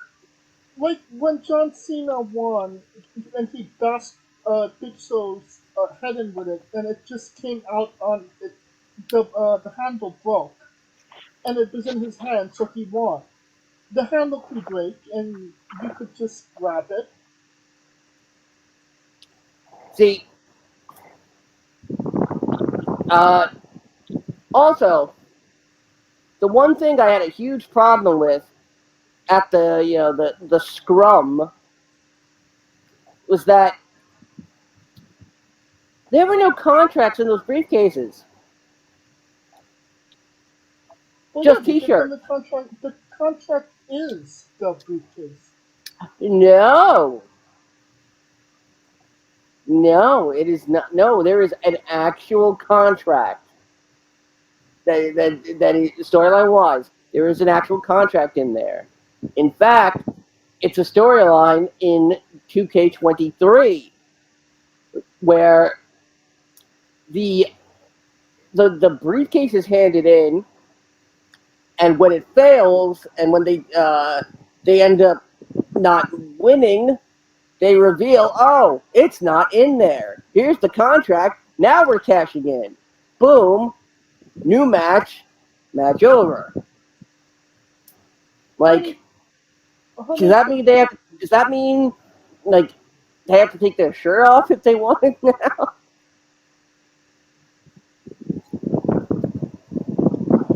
I have no idea. Still, how many stars do you give this one? EO, Um, EO winning the briefcase. I give it 4 full moons. Um, Kaliko. Yeah, it's a solid 4. I mean, the right person won, and it progress the storyline. So yeah, I'm giving this 4 as well. All right. Next match. We got Seth freaking Rollins defeating Finn Balor. To retain the World Heavyweight Championship in 12 minutes 30 seconds. In all honesty, this was a miss for me. I didn't like the placement of it. Seth has had better matches in the past, and I don't know, nothing hit for me for this one personally. Kaliko, your thoughts? The best thing was that the crowd sang Seth Rollins' entrance for literally like 15 minutes before the match even started. Which, once again, I don't know, that crowd just crowds. For people who think that they don't matter, they matter. So don't just show up and ditch your phones all out. But overall, the right person won. The animosity came into play where the possible cash in was could happen the same night, and that would have been interesting if Finn had won. Which is what I was kind of thinking. I was like, oh shit, if Finn wins.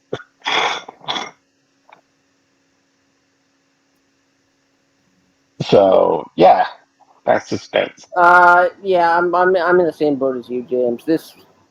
It felt out of place. I really, I honestly, I think you could have switched this and the men's Money in the Bank match. I was thinking the same thing. Um, I mean, because usually when the Money in the Bank match is first, that's usually indicative of a cash in that night. But they did And tease it. they teased it, but it was a pointless tease Yeah, it was. since we knew Balor wasn't winning it anyway. But we also knew that Balor wasn't gonna ensure that Priest won it either. So the only way, that cashing my work would probably be the only time it would have worked as a fail. But then you end up breaking up the Judgment Day prematurely. Oh, by the way, let's not forget let's congratulate the newest member of the Judgment Day, Bailey. This is correct. Yeah, Billy is Being the announced newest as member. representing the Judgment Day. Judgment Control! Damage Day. How is Ooh, that new not a That, paper. what the fuck moment? Damage Day does sound good. Damage Day.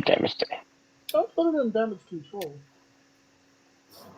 Alright, It could have been worse. It could have been, like bladder control.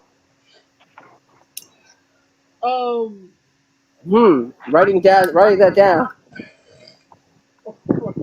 A bunch of incontinent wrestlers. I think that's just the AEW roster. It's the golden showers. Kaliko, how many stars do you give this one? Story wise, 3.5. I give it 3.5. Screw. I'm gonna give it a flat 3. I'll give it 3 stars. Yeah. Alright, and that brings us to the last match, the main event, the match everybody wanted to see. The Bloodline Darby Syndicate. Allin. Kane and Jey Uso defeated Roman Reigns and Solo Sikoa in 32 minutes and 10 seconds. This was everything that it needed to be and more. If I had one complaint about it, I would probably say it was just a tad too long. Um, but it got the job done, and it's what we wanted to see, and that was Roman finally getting pinned. Um, Kaliko, your thoughts on the match? Whew, okay, where do I start? The match, you said it went too long. I think it was perfect because it played. If you were following this story, they were dropping everything that happened in this story in that match. And that is why it took so long.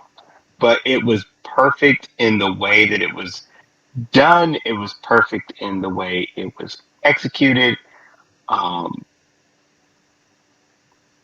Jay Uso, Wrestler of the Year,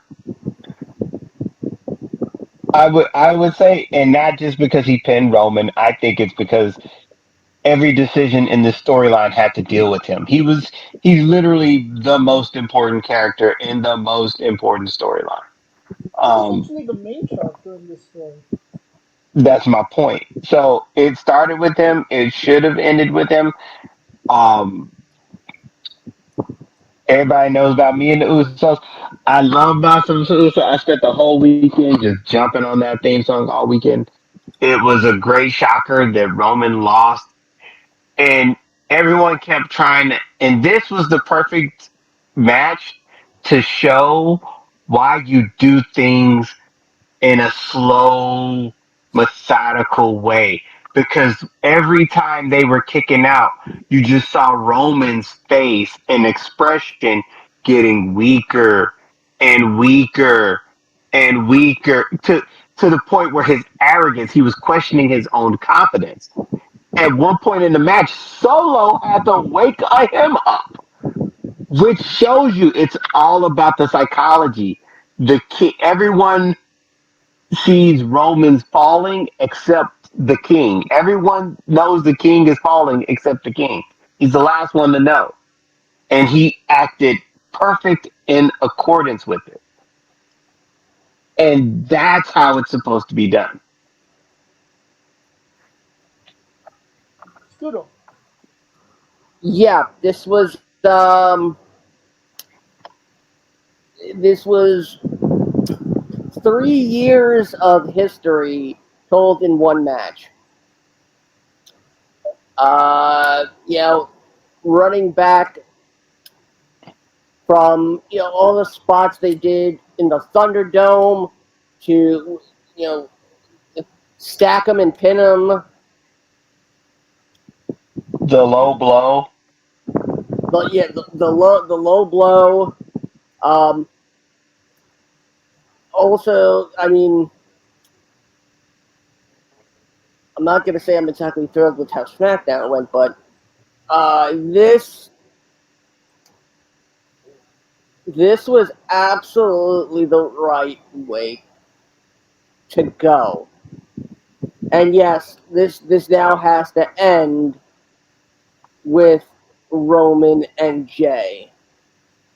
It's gotta end with Jimmy trying and coming up short. It's and it also has to. I think they're playing the long game, the even longer game, I should say, with Solo. There's no reason Solo should be siding with Roman. There's no logical reason. I mean, I he's the mean, tribal chief, and he's now uh, in uh, Jay's position. okay, but are you going to tell me that if Solo decided to say, I'm sticking with my brothers, you think that Roman would be able to kick his ass? No. This is the long game with Solo. And and as much as the build that we might have gotten a bit, you know, less tolerant with Roman, with Solo, it makes sense. This whole thing has been about Roman being the master manipulator. But how do you really stop him. And it's not just taking away his title. You have to take everything away from him. You have to full on bum ass Corbin him. He can't have anywhere to turn to at the end of this. Exactly. And Solo is gonna be standing with his brothers and with Rikishi. I will be honest. I don't even think they need The Rock at this point. They don't. They don't. I can make the I argument I, they I, never needed The Rock to begin with. I think if they I think if they do try going that way, it's gonna fuck everything up. Yeah. Now, I can see Rock showing up after and congratulating his family, Lil Oos. and then you then I think you could probably do a Rock Roman build without any worry. Without any titles. Exactly. Um, with that being said, I'm gonna make a really really bold prediction right now, and that's Jey Uso wins the 2024 Royal Rumble.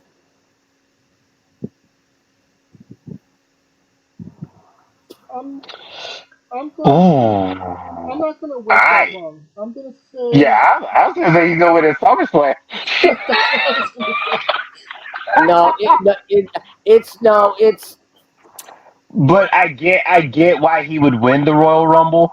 But the only fear that I have of him winning at the Royal Rumble is the fact that the momentum is now, Right. and the King is at his weakest now. And if he can't uh, do it now, when will he ever do it? Is the if you question. if you on SmackDown last night, they pummeled the shit out of Jay. Jay was taken uh, out of the arena in an ambulance. That's fine. Uh, so they're playing the long game here. I mean, Uh, we still have what? Um, how long is SummerSlam is what, a month away? 4 weeks. Yeah. Yeah, 4 weeks. Three. One, seven, eight, no, 3. 3 weeks from Sunday. Saturday. Tomorrow. Tonight. So Yesterday. Last week. Next week. so I mean, I personally feel like if you have Jay Russell Roman at SummerSlam, essentially where all of this started, it started with Roman coming back at SummerSlam, smashing Braun Strowman and the Fiend, um, and then have Jay beat him at SummerSlam. Jay doesn't have to hold the belt forever. Hmm. He could Ah. he could lose the belt. He could drop it back to Roman, and you can Mm, continue the rivalry, or wait. Wait. you could have Jay run with the title, see what he's capable of, and you could have Mm-mm. Rock versus Roman somewhere in there Mm. on, Mm-mm. keep the rivalry No. strong. That the smart thing to do. Roman and Jay at SummerSlam, non-title. Oh, You well, do that's well. with Hold on. Lex Hold on. Luger and Yokozuna. No, no. Hold on. No, it's non-title. No, not the title on the line, and he wins by countout. No, think Hogan Piper Starcade at a time where nobody thought Hogan was ever gonna lose. a one-on-one match. That's the next stage of this. Roman has to lose a one-on-one match. That's the next domino in this. But to be quite honest, you could still do the title and not have Jay win. Because remember when they had the first title match a year ago, you and I was on tape with this. I was like, that match is more than just the title. It's about a ass whooping. It's about setting a tone. When Roman faced Jay the first time, yes, Roman won, but that was secondary to Roman setting the goddamn tone as the man. So you could See, Right. still have Jay win without winning the title and having that tone set.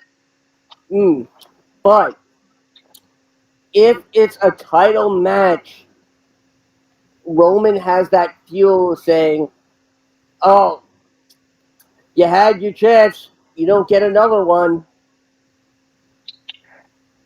This is Not if why. Wait a minute. Hold on. Roman Jay will want a title match. Jay will want a title match. Roman won't give it to him. Roman will give him a match, but it won't be for the title. If that's the ultimate heel move. That's the ultimate heel thing of someone who on the is on the cusp of having his entire dynasty collapse. He needs to lose once to Jay before he drops it. I don't.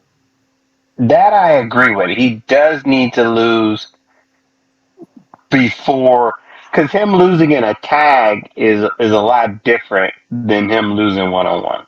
Yeah. Well, Well, I mean, by the way, considering that it's the 30-year anniversary of Lex Luger and Yokozuna in Detroit at SummerSlam.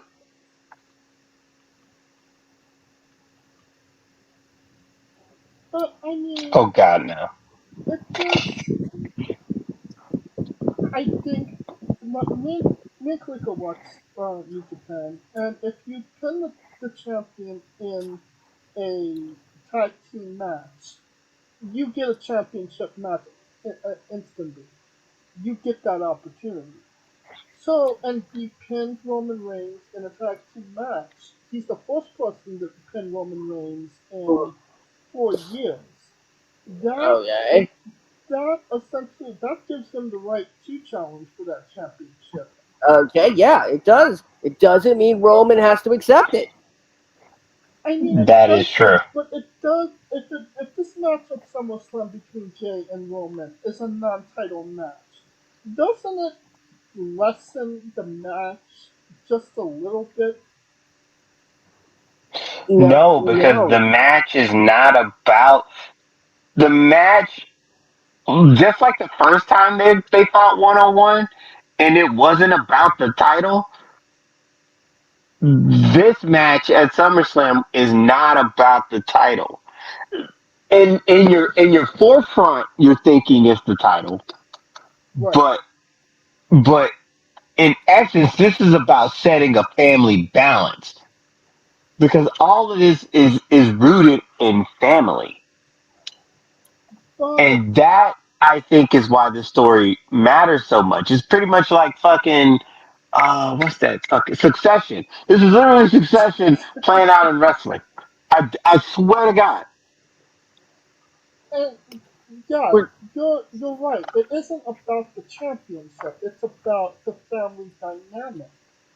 But what set all of this off? What is the thing that has Reigns this way? How did all this start? By winning the championship. mm, Take It away the started it you it take it's away the started it, championship. it started with Roman exerting his dominance over Jay. with Paul Heyman, Exactly. With not with Paul him winning the Heyman. championship. Exactly. Yeah, Because remember, Roman was always like, "Oh, you want a title shot? I'll give you the title shot." It was not about the championship to me. It's about the family. but Yeah. why did he exert his dominance? To prove that he was a dominant champion. Was Why to No, so also show. No, it no. was to prove he was the man of the family. The dominant That Samoan. the dominant man in the family.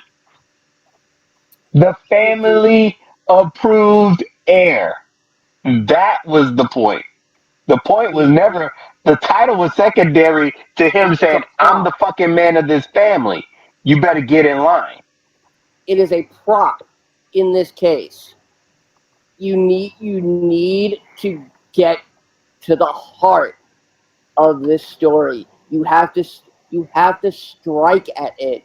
You have to make Roman look the most vulnerable he's ever been. And as much as I might hate saying it's got to take time, this has to take its time too. It has to cook. It has to simmer. It. I think Roman and Jay in a title match where Jay conquers Roman it's too soon of a payoff, and it's gonna make it's gonna it'll inspire less confidence in Jay, you know, with Triple H and Vince and everybody. This is this is a really slow burn. We are finally starting to see what the picture is after it's all burning away. You have to you gotta let it, you we're this is it. We have to go with it as it is. We can't rush it at all. Every single bit from this point forward is going to be important. So you're saying that this So, is we're in the long game, and then we have the caption 5 years later. but the one thing I agree with what Scooter's saying is that the same way this wasn't built in a day, it doesn't end in a month, right? Yeah, Yeah, Like put it this way. like Alexander the Great became great, but the downfall was not super fast, right? It was a slow, methodical decline because, like I told you, Roman is right now in his wake up call. He just found out he got pinned. He's beatable. So now he's like, I got to get back on my bullshit, get back on my horse, and do what the hell I need to do. So that's not gonna all of a sudden come crashing down, in a month, because he's gonna get back on his game, Yes. and you would expect him to. cool. Now, SmackDown last night, Jay gets assaulted. He gets taken out in an ambulance. He comes back at the end of the show, and he's pissed. He manages to take out Solo, and he manages to get the better of Roman. And what does he say? Even though Jay is holding up the title, Jay says, "Yeah, you took Jimmy from me. You took my brothers from me." Jay tells Reigns he is now the judge, jury, and executioner. Jay says Reigns is gonna get got. This isn't. This is tribal combat now. Jay doesn't give a damn about no brothers or wise men. It's just him and Reigns, one on one. Jay says Reigns better accept his challenge so he can whip Reigns' ass one on one. This Yeah, it's it, about principle. This it's is principle. yeah, it's going to be a fight. The title is a prop here. And that's the thing Roman is going to use to say, okay, all right, maybe you did get the better of me, but you know what? I still have this. Oh, I And don't think he's now, gonna say that. I don't think he's even gonna mention the title. well, I mean, he's going to say this, and then Roman, it's going to be some creative bullshit from Paul Heyman saying, well, you should have thought to make it a title match, but you Ooh. didn't. Hmm. This is going to be some of the best storytelling involving these two. They just have to pick up on all the stuff that they're laying down organically and build on that foundation. That's what worries me. Is that they can't exactly pick up on the natural progression of how this should go. Because I am afraid that it will lead to an attempt at an immediate payoff. And I think it's too quick of a solution, especially since Jay is finally his own man. Let me It's And ask that you this. and that was the whole point of the story. yeah, The and that's whole like point it's of the story is Jay being his own individual. yeah, it is storytelling 101. It is the hero's journey. Let me ask you this. Triple H is in charge of WWE right now, but at least in kind of creative. Uh, to a certain degree, obviously the Council has discussed say. And with WWE's, future uncertain, and if Triple H doesn't even know if he's going to be the head of creative in what 6 months, do you pull the trigger on having on finishing the story a little bit more quicker than you had liked, just to make sure that it goes the way that you wanted it to? I don't think Reigns would allow it. I think And I Roman think will. that's why he wants and I think that's why the rumor is that the contract that he's looking for with Vince when he gets his new contract is to be able to determine his own fate as far as creative, which is I think something Vince is very apt to do. Uh, Roman, I think Roman finally realizes the true impact that this is having on not just the WWE but pro wrestling in general. It's it's it's the biggest underdog story in the history of pro wrestling in recent years. Absolutely, without a doubt. Jey Uso, an identical twin who was brushed off as nothing more than an impressive tag team wrestler. You know, it's it's Jay's time, and now it's a matter of Jay and Roman sharing time. It's a Oh, scale. you better than me because I thought that to me, I think the story was more not about Jay as a wrestler. I look at it from a relatable family dynamic in the sense that everyone has been a member of a family where you feel like you're not getting your due and you got to knock the shit out of somebody in the family to show them that you truly mean business. You know, It's like this is what I imagine. How difficult Kofi Kingston's road to WrestleMania was made, and how the fate of a WrestleMania title match was taken out of his hands. It wasn't up to him. And you remember the Usos forfeited that. But I see something on a much bigger scale. A and I can't believe I'm saying this.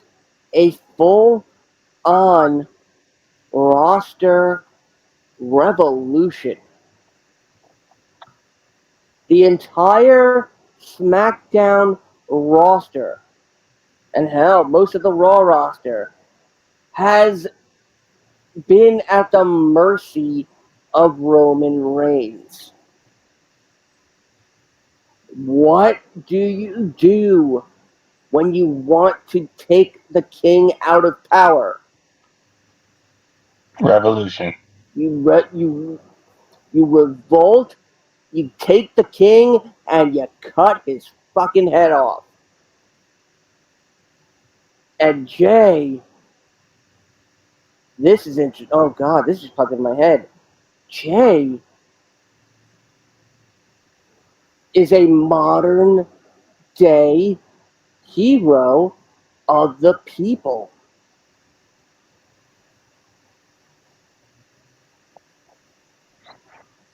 Well, we We definitely could we could talk about this until the cows come home. that's what I was that's what I was gonna say.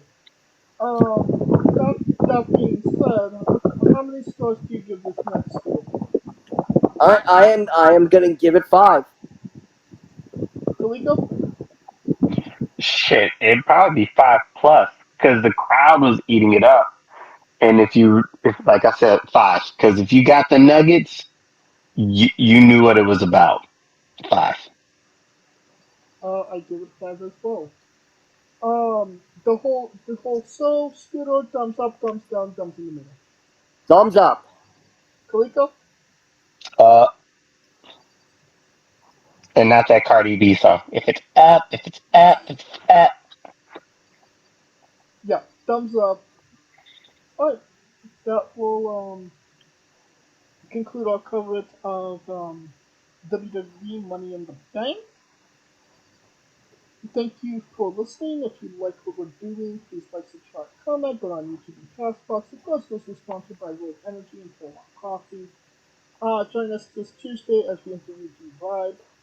This Wednesday as we interview Sid Wynn. Uh, Follow the show at Wrestling with E, both on Twitter and Instagram for information on who we're interviewing, when we're interviewing them, links to those interviews, and so much more. Follow me personally at TMC993. Both can be found Kaliko. I am Kaliko, and I'm back. And where can we find Scooter? As Black. always, you can find me trying to stick a pin in the neck of my ex-wife and get a pizza delivered to her. Find me on Twitter at Scooter Dust. Keep an eye to the social medias for the upcoming news about the remix. We should be back up and running for SummerSlam. And of course, revel in all my Dungeons and Dragons shenanigans, along with Rico Constantino Jr. and the rest of the Smoking Dragons clan. Twitch.tv / Smoking Dragons, and hopefully I don't melt into a giant pool of ball soup. I'm sure you'll bounce back from it. Uh, with the heat, I mean, how many times have you spontaneously combusted on the show? I mean, being melted, that's fucking nothing to I you. mean, hell, I'm not even wearing underpants. That's more than we needed to know. Damn Alright, right. for Kaliko Yachts and Scooter Dust, I'm James J, and this has been Wrestling with Entertainment.